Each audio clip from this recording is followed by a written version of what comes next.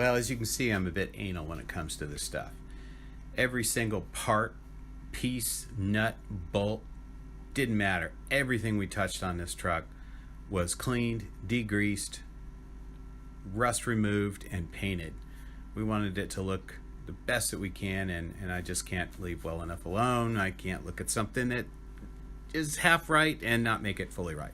But anyway, we did all kinds of upgrades to this. We upgraded the cooling system from the old style closed system to the open system.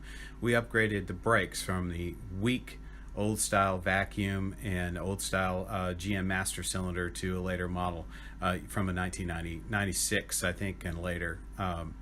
We also upgraded the rear brakes. As you saw in my other video, you can't really do a disc brake conversion on this. It's a real pain in the butt. So I wanted bigger brakes, so we found Dana 44 backing plates, which are really hard to find for this, and we upgraded it to Dana 44s.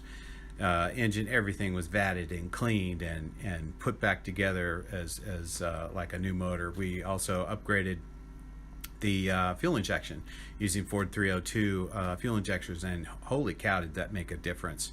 That truck ran very, very good. It idled clean and smooth. It had a lot more power and response than it did with the original style injectors. We also, of course, upgraded the fans. As you can see here, we did the dirt bound triple fan system, which is really a great system. We also upgraded the gauge cluster to full gauges. In fact, I went to a speedometer shop in Richardson, Texas, and I had them recalibrate the speedometer to the original one because I wanted the miles on this Jeep to remain exact. Put heavy-duty bumpers on it. We custom built our own roof rack. I don't know how to weld yet. ...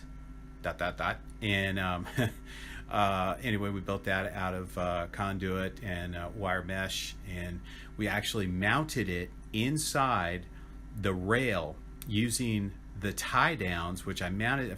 Got another set of tie downs from Junkyard and mounted the entire system into the rail of the Cherokee. Now, early XJs had this long roof rack rail system that stretched across the entire roof, so it was really easy to do that. That way, it kept the roof rack at the roof level rather than sitting on top of the rack rails themselves. So not only does this spread out the weight across the top of the roof, but you can hold more, and it's secure. You lock it down and you screw it in, and nobody could take it out. But if you needed to remove it, you could slide it right out.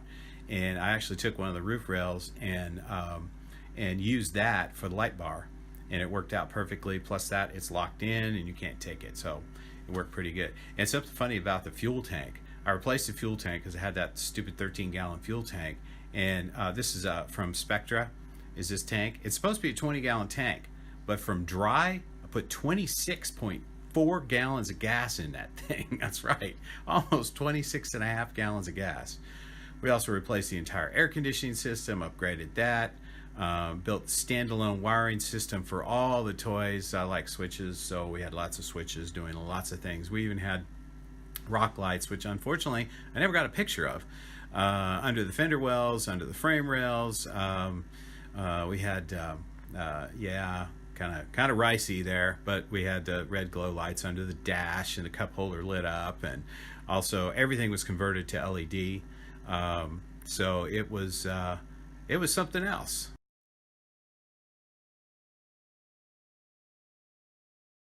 Well, here it is. It's finished, shiny, glistening in the sun. Looks like a brand new freaking Jeep. Like I said in part one, we hadn't planned on going this far. It just took on a life of its own, and here we go. You can see why we didn't want to take it off-road. It was just too nice. We didn't want to beat the crap out of it.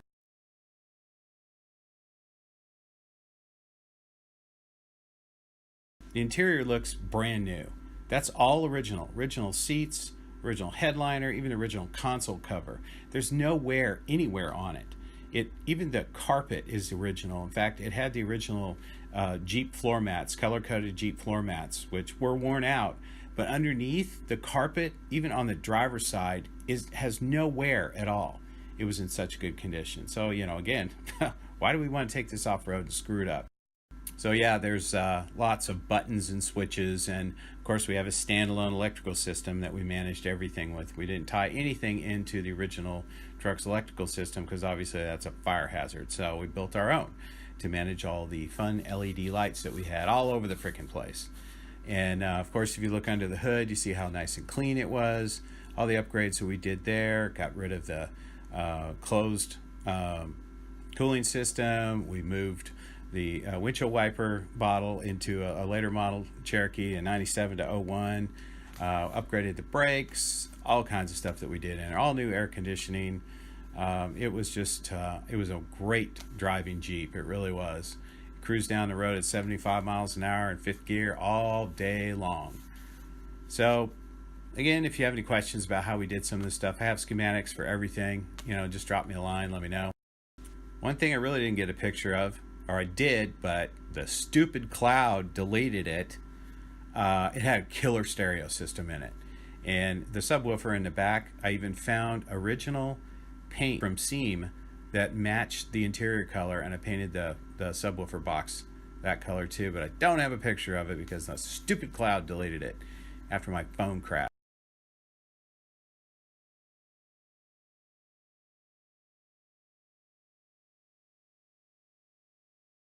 Okay, well, that's it. Hope you enjoyed it.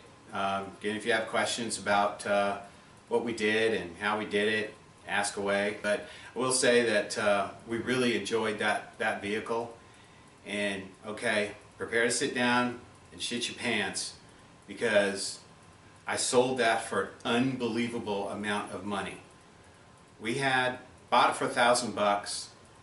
Total including the purchase, was right around $8,400. Everything. Buying the truck, parts, everything. I figured I could probably get about 10 grand for it. Long story short, a buddy of mine was thinking about consigning with a local consigner here of classic cars. I went with him. I happened to see some classic Jeeps in the background. I said, hey, do you take like Cherokee, like an 88 Cherokee? And they said, well, no, not really. He said, do you have any pictures? So I showed him some pictures and said, yeah, we'll take it. They had it for 6 weeks. They sold it for $19,000. Yes, you heard that right. $19,000. After their fees, they gave me a check for 15 grand cash. And I went and bought this for my son.